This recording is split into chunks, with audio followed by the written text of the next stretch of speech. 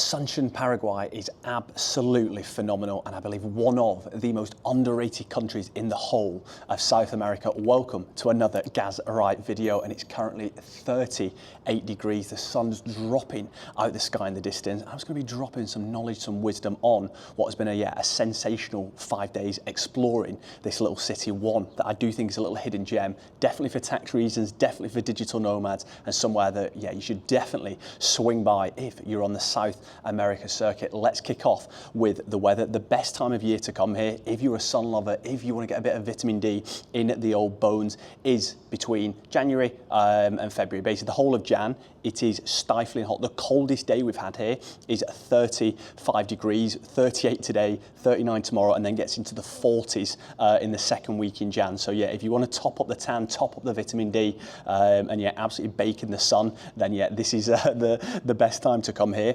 In terms of costs, it's insane value for money, like food, drinks, accommodation, everything in between. We're paying £26 a night, so £13 each, for a ridiculous apartment. Great views, we've got a balcony, a barbecue, the sun sets off the balcony. They're just doing a little bit of building work where the sun sets, so we do get the gorgeous colours, but we do miss it just dropping out the sky. And then I'm just sat on a little roof terrace now. We've got a gym, we've got a rooftop pool, concierge service downstairs. £26 a night for the level and quality. Is absolutely outrageous. I'm going to put it out there, and the king can verify this as well. The best shower we've had in the entirety of our travels. We've had some absolute stinkers. We're talking terrible water pressure, or a few when we're in Guatemala, Costa Rica, where they just never get hot. Even if you're the first person to have a shower, that water tank, it's just not cutting the mustard. But here, the showers,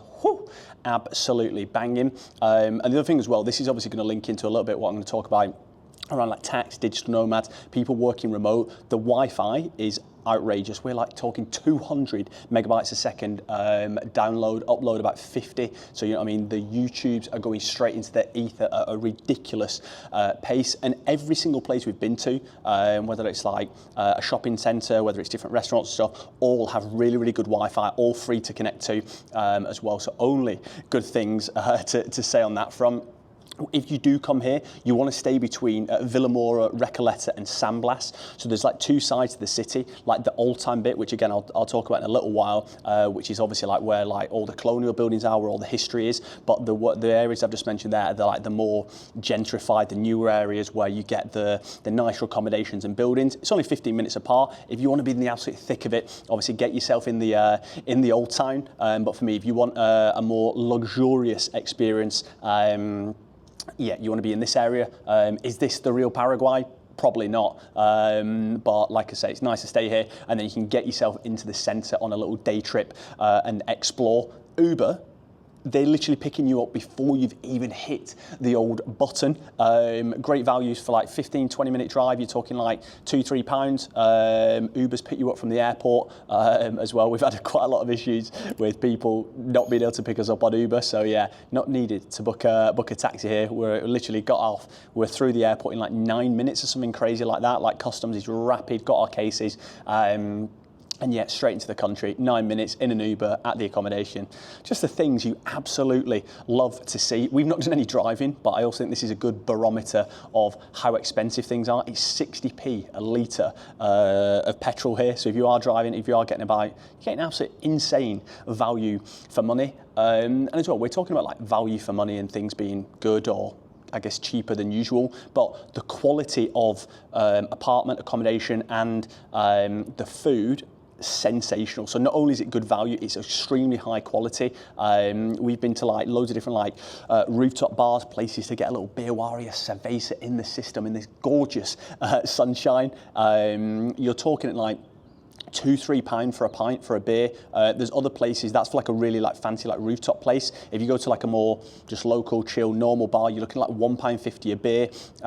Glass of wine £2-3, and then was paying £5.50 at a really nice rooftop bar that we went to yesterday, and that was the most expensive drink you could get, a little Aperol spritz, imported from the best country in Europe, aka from Italy. What a drink that is. Refreshing, just absolutely sensational, scintillating sexual flavours going straight into the old bones. And then on the food front, we've actually had loads of Japanese food as it's been here. I did a little vlog or like a YouTube short saying the best country in the world for food, and I put South Korea, Mexico, and then I said number one for me is Japan. So as soon as there's some good Japanese places, we've been flying at them. A little bit of sushi, a little bit of the old katsu don, and get a little poke bowl in the system. And then even like the local places, you're talking like £5 to £8 for like a meal out, and huge portions, great quality. So yeah, the food's banking, and it's really, really good value on that front. So as I mentioned, like the Wi-Fi is insane. They're trying to get a lot of like digital nomads to come and work here.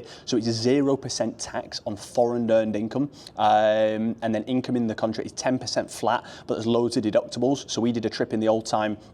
And the guy was telling us that he has 10% flat, but with all the deductibles, he usually pays about 5% tax, which if you're from the UK, the US, anywhere in Europe, that is music to my ears. So yeah, that's obviously pretty bloody good. And the places where we've been eating, there's a place called like the Mezcal Shopping Centre. It's like you're in Blue Water. It's like you're in like the Trafford Centre, massive shopping centre, all like really good shops, and that's where like a lot of the food places are. So you can go there, obviously, one for shopping, which is great, but two, in the evenings, it's buzzing with people getting food, getting a little beer, and yeah, just a really, really good atmosphere. If you're looking for that real taste of Paraguay and getting into like the history and Asuncion and kind of the background, you need to go to like where the old town is basically. We did a free walking tour, free to go on, and obviously you just pay them a tip, which is around $10. But if you do book a tour online, we're looking at like 30, 40 pounds to do it. So I would heavily advise doing that. If you want me to put you in touch with the guy, bang a message in the comments and I'll work out how to get his number, because he does pay a $2 fee to the booking company every time he books a free tour. So he does have to, 20% of that. So if we can do it direct, sort him out, that'd be good. But yeah, just obviously like we're going to a lot of countries, so I'll do as much research as possible for videos and getting an insight. The walking tour was brilliant, but a pretty mental history all about like dictatorship, the colonial period, revolution, liberation, oppression. So yeah, there is a lot of history. The Paraguay used to be twice as big, but obviously lost part of it to Uruguay, part of it to Brazil and Argentina. So yeah, no, they're obviously half the size, and Uruguay is the only country that gave them the land back. So sounds pretty crazy. They did win one war, he told us, against the Bolivians, but yeah, the others, unfortunately, they lost on that front. I think it's a really safe place, definitely near where we're staying, the San Blas area. The shopping centre, stuff like that. The old time, I would say it's safe. I didn't think it was an issue at all. There's one part near, like basically like their like Houses of Parliament or Congress, which like they actually have a favela. He was like, people can walk through there. You won't have any issues, like 99.9% of the time. But if there's one place you thought, oh, I will avoid that, then I would probably say that's it. But similar to Brazil, similar to all the countries in South America, Colombia, where maybe got a bit of a bad rep. Not for me, absolutely fine on the safety front. So yeah, overall, it's definitely somewhere where I would recommend. It's definitely somewhere where it's been a surprise. Like we didn't expect it to be this good. Super green, gorgeous sun this time of year. Like probably the best weather we've had across the whole year. If anything, could be a little bit too hot, in the words of our good friends at the In-Betweeners. Would I come here as just a holiday, just to Paraguay and have a week here, 2 weeks? I personally wouldn't do that, but if you're traveling South America, I would 100% come here. 5 days is perfect in Asuncion, where you can take in the shopping centre, the history, the culture, get a feel for a little bit of pool action on the roof. But yeah, 4 or 5 days is absolutely perfect. So yeah, it gets the thumbs up. If anywhere's got good Wi-Fi and a good shower, we're already in the right direction. But if you do have any questions, what we've been up to, I've done a day vlog on each of the days we've been here. They're a little bit all over the place because we've just been taking it easy, chilling, but hopefully some information in there. I did one on just purely on like the history, the knowledge and everything that's gone before. So if you do want a little bit more in-depth info on Asuncion, Paraguay, the past, the history, what happened here during the dictatorships and all stuff like that, go check that out on the old channel. Whilst you're down there. Hit the old subscribe button, coming very close to 3K subs so you can make the difference. We're heading to our final country on this trip, country number 32 in 12 months, going to Argentina tomorrow, and yeah, already absolutely buzzing for that. We're talking Patagonia, Mendoza, wine tasting, and then finishing it off in Buenos Aires. So hopefully I will see you there. I'll catch you tomorrow, and remember the share is always cooking. Let's get it.